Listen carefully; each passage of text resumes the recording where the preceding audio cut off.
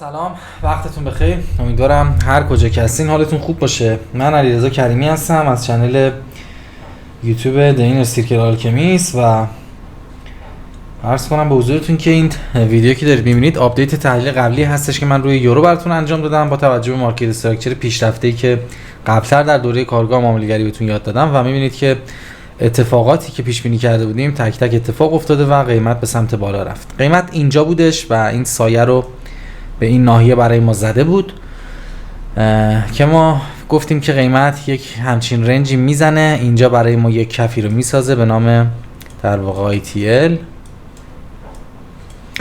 که میبینید این اتفاق افتاد، قیمت به سمت بالا رفت و یه دونه هم شورت ترم لو اینجا برای ما عرض کنم به حضورتون که ساخته. اما امروز که داریم به چارت نگاه میکنیم میتونیم در واقع به چه صورت امیدوار باشیم و دنبال چی باشیم که بدونیم قیمت میخواد به سمت بالا، یعنی هدف بعدی خودش که میشه اینجا حرکت بکنه. ما برای فردا برای یورو خبرهای خوبی رو داریم.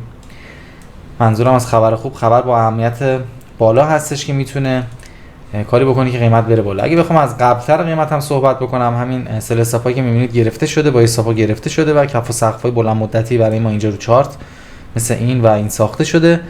قیمت توی این ناحیه بودش که من خدمتتون عرض کردم که میره به سمت بالا، بعدش هم اینجا هم گفتیم میره بالا. روی بریتیش پوند هم همچین دیدگاهی رو داشتیم که قرار نیست اون نقدینگی پایین دستی بهش بخوره و گرفته بشه و قرار قیمت به سمت بالا حرکت بکنه، برخلاف دیدگاه عموم که این نقدینگی‌ها رو مارک میکنن و فکر میکنن که کشش حتما به سمت اینجا هستش. این دیدگاهی نبودش که ما داشته باشیم. اینکه حرکت بعدی قیمت به کدوم سمت اون چیز دیگری است که حالا بعدا در رابطه باش صحبت میکنیم. اما الان که داریم به چارت در واقع یورو نگاه میکنیم، این چارچوب در واقع تحلیلی ما هستش. قیمت میخواد چیکار کنه؟ همونطور که خدمتتون گفتم، حمله به این سقف‌های بالایی چیزی هستش که من در نظر دارم و فکر می‌کنم که قیمت این کارو بخواد انجام بده. تا اینجای کارم طبق تحلیلمون رفت و پوزیشن خوبی رو در جهتش گرفتیم و عرض کنم به حضورتون که الان که داریم ما به در واقع قیمت نگاه می‌کنیم، چیزی که من فکر میکنم اگر اتفاق بیفته برامون میتونه اتفاق خیلی خوبی باشه اینه که بیادش اینجا به این صورت بیاد داخل این FVG و به این صورت به سمت بالا بره و فکر میکنم که تقریبا تا حد وسط این، یعنی اینجاها توی این باکس قیمت بیاد و بعدش به سمت بالا بره. این اتفاق به احتمال خیلی زیادی میتونه همین امروز هم بیفته اگر یه سری چیزها رو من بررسی بکنم. ببینید 20 بله، این اتفاق همین امروز میتونه برای ما بیفته. یعنی ما فکر میکنم مثلا تا ساعت 6:30 7 غروب همین امروز خودمون اگر این اتفاق بیفته اتفاق بعدی نیستش و میتونه کاری بکنه که قیمت به سمت بالا حرکت بکنه. مستقیما شاید بیاد. این دیدگاهیه که من دارم، چیز خاص آنچنانی روی چارت امروز نیست که توجه منو به خودش در واقع جلب بکنه. ممکنه از بچه‌ها این تحلیل من اشتباه در بیاد، به هر حال آدمیزاده و نمیشه که وین 100 داشت. تحلیل‌های قبلی همونطور که تو ویدیوها دیدین طبق چیزی که ما می‌خواستیم و طبق انتظاری که ما داشتیم کلا حرکت کرد و عرض کنم به حضورتون که حالا ممکنه که این یه دفعه هم ما اشتباه بکنیم. اما این اشتباهی هم که دارم میگم از چه نظر دارم میگم؟ چون خبری که برای یورو داریم برای فردا و امروز محرک خبری نداریم. یه مقدار شک داشتم که امروز این اتفاقه بخواد سریعا رقم بخوره. من برمیگردم میرم توی تایم دیلی، مجددا میام 4 و میرم تایم 1 ساعته. یه FVG هم اینجا داریم. من فکر میکنم که توی همین بخش بالایی این اتفاق برای ما رقم بخوره، چون از سمت بالا هم برای ما نقدینگی زیادی رو جا گذاشته. میتونه که قیمت بیادش اینجا به سمت بالا بره و این ناحیه هستش که ما توی تایم فریم پایینتر از دیلی یعنی 4 ساعته داریم و چیز دیگه ای در قیمت نیست.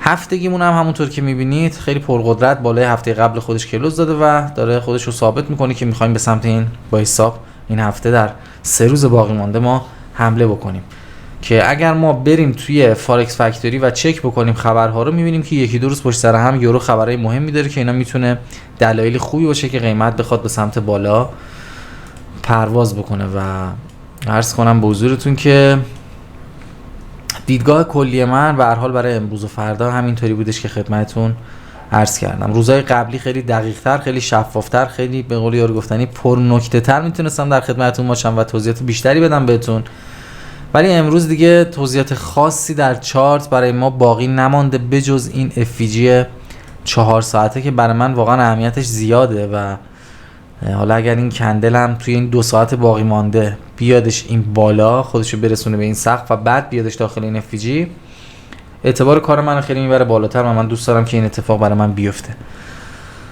و بعد وارد پوزیشن بشم. اجازه بدید بریم با هم دیگه پوند رو هم بررسی بکنیم توی تایم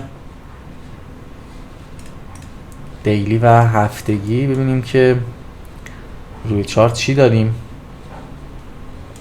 اول هفتگی رو بررسی میکنیم. خب هفتگی قیمت اینجا توی این FVG پایینی واکنشایی رو به سمت بالا داره حرکت میکنه. فکر میکنم خیلی واضحه که قیمت علاقه خیلی زیادی داره که خودشو به این سقفا برسونه و این نقدینگی ها رو بگیره و جایی که ممکنه که قیمت یه ترمزی بکنه میتونه این ناحیه باشه، یعنی این گپ این بالانس که این بالا ما داریم. میریم تایم دیلی.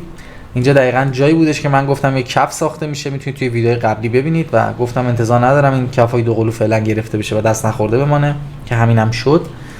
اینجا هم که یک FVG داشتیم شورت ترم لو و الان یه FVG اینجا و یه FVG هم که این بالا اگر تا 10 ساعت دیگه کندل اینجا ببنده ایجاد میشه و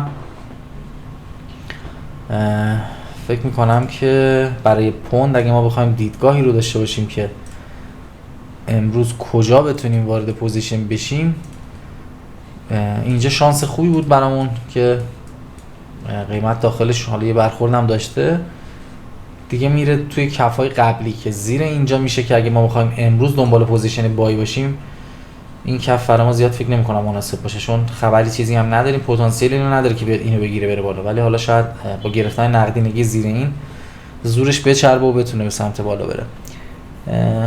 همین، من دیگه با اجازهتون ویدیو رو میبندم. البته یه نگاهی هم نزدک بندازیم ببینیم نزدک تو چه وضعیتیه. نزدک هم که سعودیه دوست داره بره بالاتر، شاید تو نیویورک بتونه این اتفاق رو رقم بزنه. بذارید تایم 2 ساعته، 3 ساعته، 4 ساعتش یه چک بکنیم. 45 30 دقیقه و 15 دقیقه. زیاد چیز خاصی نداره جز یک FVG که حالا توی این منطقه هستش توی تایمای بالاتر، چیز خاصی فعلا نداره و میتونه بیاد همین جاها و از اینجا بخواد به سمت حالا بالا بره، یا اگرم از این نخواد بره FVG بعدی که به شدت حائز اهمیت اینه، حتی از این بیشتر، و میتونه بیادش اینجا حالا به سمت بالا قیمت حرکت بکنه. اجازه بدید بچه‌ها من یه بار دیگه چیزی رو بررسی بکنم. خب اینجا ما یه دونه گپ داریم، بریم دیلی. عرض کنم به حضورتون که حالا اگر امروز به این گپ خودش رسوند و واکنش داد و رفت بالا که هیچی، اگه نرسونه ممکنه که برای 2 روز آینده یک ریزشی رو به داخل این گپ داشته باشه و از اینجا شاید به سمت بالا بتونه حرکت بکنه و اینا زیاد مطمئن نیستش این 2 تا تحلیلی که دارم الان انجام میدم، ولی روی یورو پوند فکر میکنم که همین اتفاقی که بهتون گفتم به زودی زود رقم بخوره و کارو ببره همون جایی که ما بهش علاقه داریم. فعلا